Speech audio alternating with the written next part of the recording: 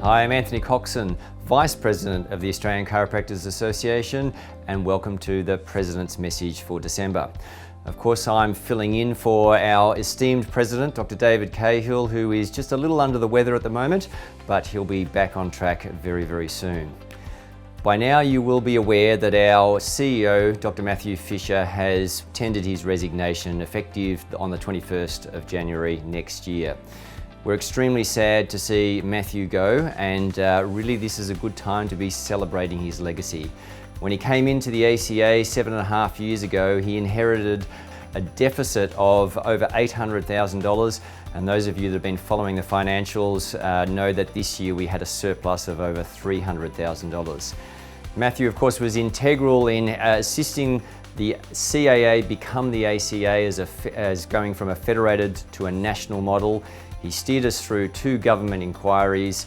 He developed the Reconciliation Action Plan. He maintained the scope of practice for the profession, and indeed continued to promote the professionalism of the ACA and the chiropractic profession. And we're absolutely indebted to his great service to the profession. Now, a lot of people are asking, well, what comes next? Who will be the next CEO? One of the great things about having someone like Matthew, who put such great structures within the framework of the ACA, is that it's pretty much business as usual for at least the next few months. Of course, the board will liaise closely with senior staff, and we have advertised in recruitment companies that specialise in recruiting CEOs, but it's not anticipated that a CEO will be stepping in the short term. It's probably not going to be until March or April next year. We expect the ship will still run very smoothly over these next few months. Now, in terms of direction, new CEOs of course bring fresh eyes and fresh ideas, and we're excited about what the new CEO will bring to the organisation. But we're certainly not looking at wholesale changes here. We are on a strategic path that the board has set with the assistance of Matthew, and we're still very, very, very much committed to increasing the footprint for chiropractic in Australia. We are still very much committed to the vision that more Australians will benefit and experience the value of chiropractic care for their health and well-being.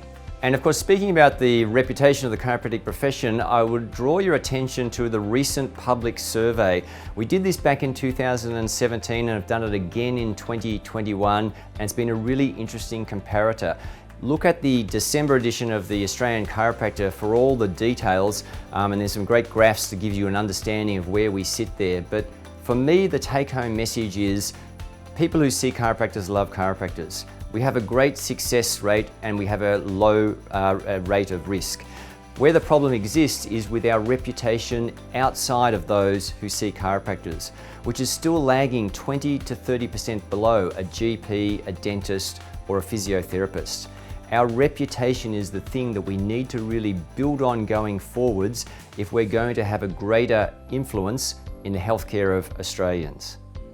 We don't need to convince chiropractors or chiropractic patients that chiropractic is a good thing for the health and well-being of Australians.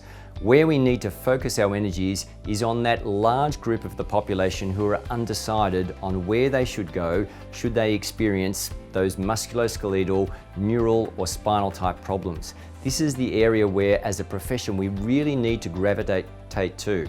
It's still important and useful to be novel in your approach with individual patients, but when it comes to how we deliver that message to the public, we need to be sharp, narrow and focused. It's really only there that we make an impact.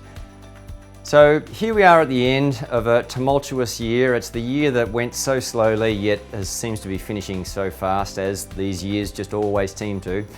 I know it's been difficult for many members, for many Australians, particularly those in the States that endured long lockdowns. For those of you that engaged in Giving Back Week last week, as you can see, we were certainly a part of that.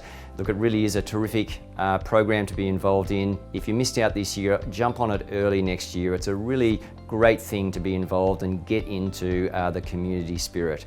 But regardless of whether what you were doing at Christmas time and what you're going to be doing over your holiday period, use this time to reinvigorate, re-energize, to reset yourself, to really bounce back into 2022. It can't be as bad as 2021, so I'm looking forward to it. Merry Christmas to you all, and we'll see you in 2022.